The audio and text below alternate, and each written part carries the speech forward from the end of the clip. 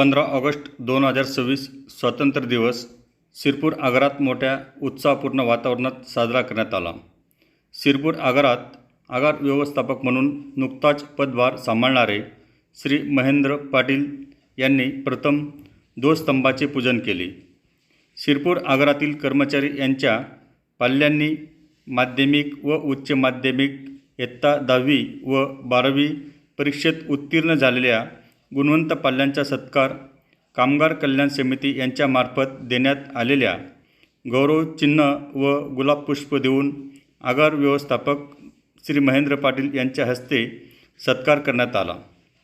त्यानंतर प्रशासकीय प्रवेशक श्री मनोज जिजाबराव पाटील, श्री हर्षल कुमार सतीश पाटील, श्री सचिन बैदास पाटील, श्री जावेद हुस्नुद्दीन शेख यांचा आगार व्यवस्थापक महेंद्र पाटील यांच्या हस्ते सत्कार करण्यात आला।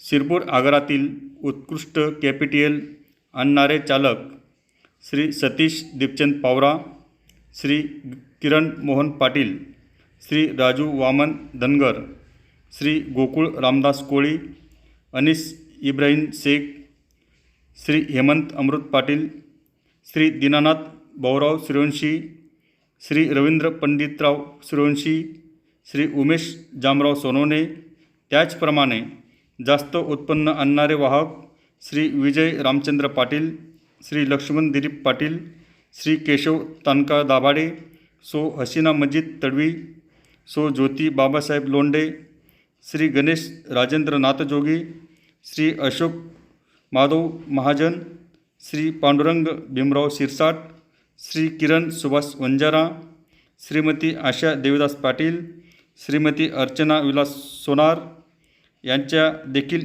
सत्कार आगार व्यवस्थापक श्री महेंद्र पाटील यांच्या हस्ते करण्यात आला। शिरपूर बस स्थानकावर अतिशय चांगल्या प्रकारे स्टँड ड्युटी करणारे पोलीस कर्मचारी श्री रामचंद्र भगवान मोरे यांच्या देखील यावेळी आगार व्यवस्थापक यांच्या हस्ते सत्कार करण्यात आला। प्रशासकीय कर्मचारी व उत्कृष्ट कामगिरी करणारे यांत्रिक कर्मचारी, त्याचप्रमाणे प्रशासनास कामाव्यतिरिक्त सहकार्य करणारे कर्मचारी यांचा देखील सत्कार करण्यात आला। या कार्यक्रम प्रसंगी आगार व्यवस्थापक महेंद्र पाटील यांनी उत्पन्न वाढीबाबत कर्मचाऱ्यांना मार्गदर्शन केले। सर्व सहकाऱ्यांना प्रथमतः शुभेच्छा देतो। आज आपण माझ्या हस्ते शिरपूर आगारातलं पहिलंच ध्वजारोहण आहे। आपण खूप मोठ्या संख्येने उपस्थित झालात, काहींचा सत्कार करण्याची संधी मिळाली। हा जो सत्कार होता, कर्मचाऱ्यांचा सत्कार केला, हा फक्त प्रातिनिधिक हा या सत्कारात सर्वच आपले आगारातले सर्वच कर्मचारी पात्र आहेत। सद्यस्थितीत आपल्यात मोठं चॅलेंज हे की महामंडळाने नुकतीच पगार वाढ केलेली आहे, भत्त्यांमध्ये वाढ केलेली आणि भाडेवाढ पण केलेली, परंतु तो भाडेवाढीनुसार जे उत्पन्न आपल्याला अपेक्षित आहे, जे मिळायला पाहिजे, ते मिळण्यास आपण कुठंतरी कमी पडतोय। तर इथून पुढे माझे जेवढे पण चालक वाहक सहकारी असतील ते प्रयत्न करतीलच। लवकरच आपण तोटा कमी करून नफ्याच्या दिशेने चाललोय। हा महिना एक तर फार तर पुढच्या महिन्यात आपण 100% नफ्यात येऊ, याबद्दल मला खात्री आहे। त्यासाठी तुमचं सर्वांचं सहकार्य मिळेल याबाबत मला कुठलीच शंका नाही आहे।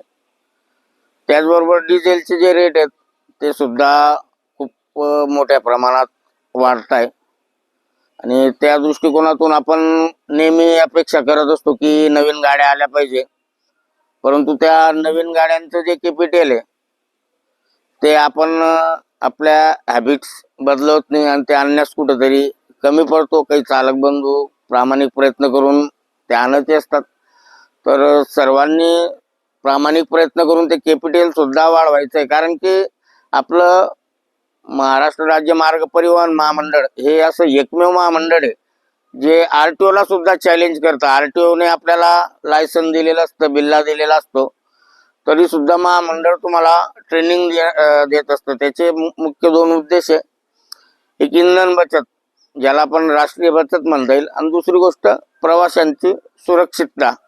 बरेच दिवस तुम्हाला आपले ट्रेनिंग मास्टर ट्रेनिंग बसवर